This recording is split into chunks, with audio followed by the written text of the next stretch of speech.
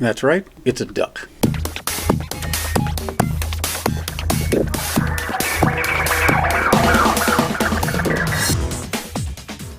Hi, I'm Mark, and this is Subliteral Network. I make art and comics, and thanks for watching. Remember to hit like and subscribe and to leave your feedback in the comments.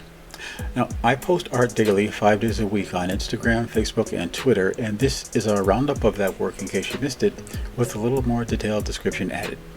You can read my Luna the Cave Bunny comics free at radiocomics.com, and my new one-shot comic called Searchers is now available for pre-order at burningstarcomics.net.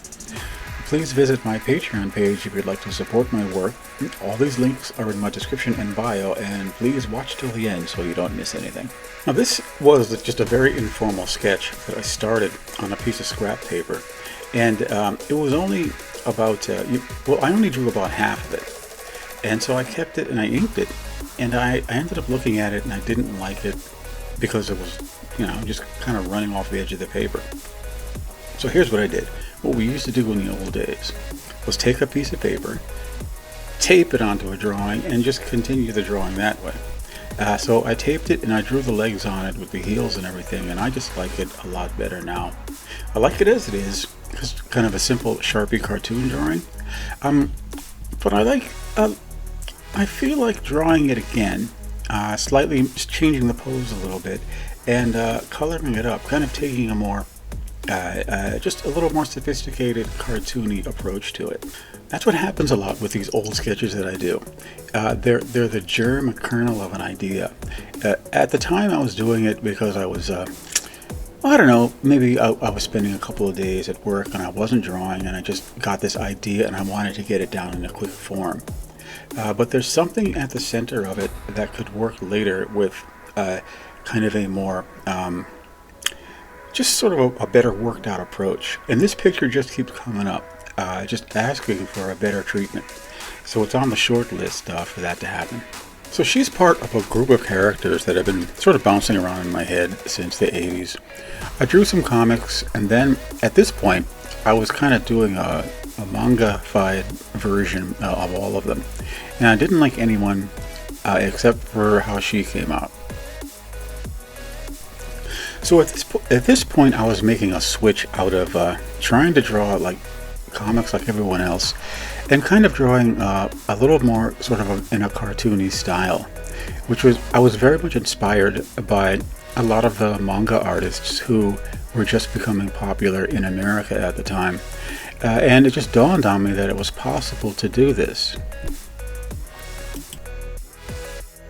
Because around the 90s, everybody was drawing like superhero comics with every wrinkle and every tooth in their head that you could see. And the work really wasn't dynamic. Cartooning had a lot more dynamism in it, and I felt like that made better looking comics for that reason. So if you could kind of meld the two approaches together, you could get some really exciting and visually interesting looking comics. So now that I have, that I found this, refound this cartoon version, I really am getting inspired to revive these characters because they just look better now than they used to look when I was trying to draw like everybody else. So even though I don't draw a lot of superhero comics these days, they were the comics that I first grew up with, and I still like them very much. And when I decided to be a guy who draws comics, my feeling was always that if you're going to be in a business and it's called comics, you should probably be able to at least approach and draw any type of genre with some with skill and with some kind of knowledge about how to make those kinds of comics, whatever they might be, look good. And they all have different requirements. So right now I'm drawing my Una the Cave Bunny comics, and they're pretty much strictly a cartoon book, but I still want to have the same attitude. There are kind of conventions and ways that the best cartoon strips should look. If you look at a lot of the European comics, like let's say Tintin, or almost any of the slightly cartoony comics that the French, Italian, Spanish cartoonists do, there's a level of competency with the tools their ability to draw, and their ability to create dynamic, expressive, and pictures that have the illusion of depth, a cartoon consistency to the details. And that is the standard. You know, I feel like a lot of people just sketch out stuff quickly on their pads. They don't pay attention to their ink work, to their line work. They don't try to have a refined line, but they try to have a quick line, and it just looks like a sketch. And cartoons are worth more than that. The best of them have the best drawing that you've ever seen.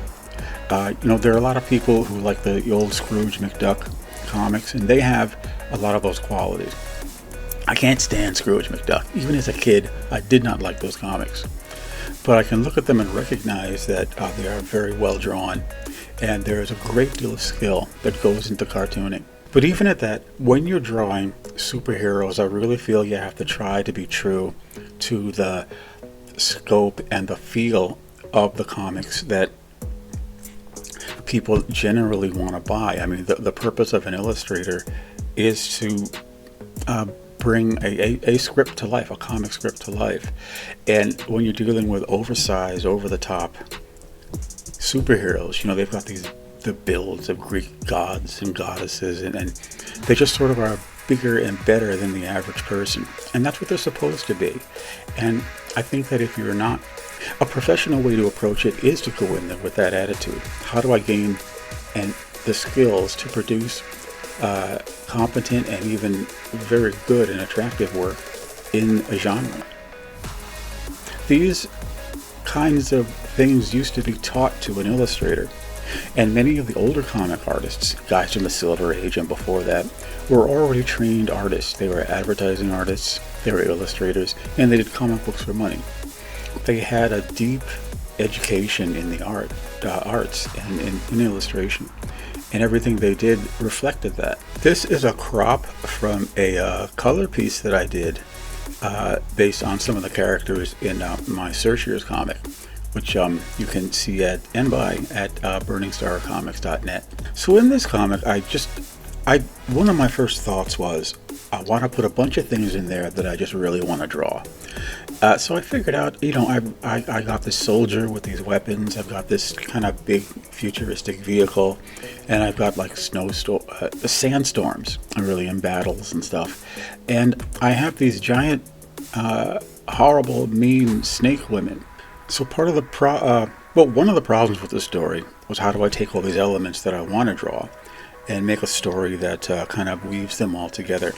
Because the thing about comics is that, have you ever picked up a comic where people are just kind of standing around talking a lot? Like, even the superheroes, the monsters are just sort of standing there. And my thought is that a comic should probably have, it's more fun and better to draw, I think, when there's stuff in there that you just haven't seen before. Now, come on, I really don't want to draw people sitting around drinking coffee unless they have to.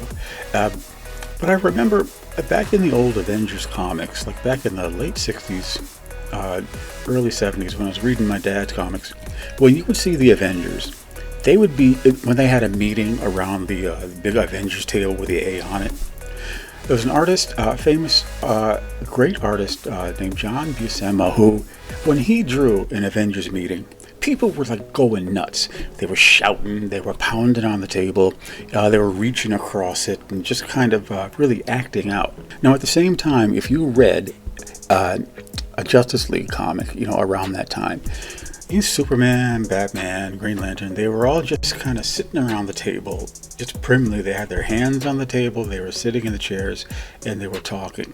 And it's just, why would you want to draw superheroes sitting around talking as if they were discussing, you know, the month's budget?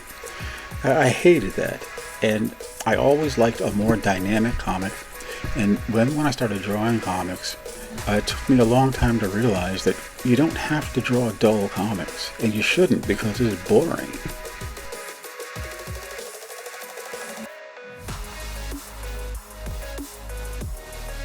I'd like to thank you, my subscribers, and especially my new subscribers. I'm very happy you enjoy hearing something more about the work that I'm doing, and I hope the videos are entertaining, and I really hope you can come back for more.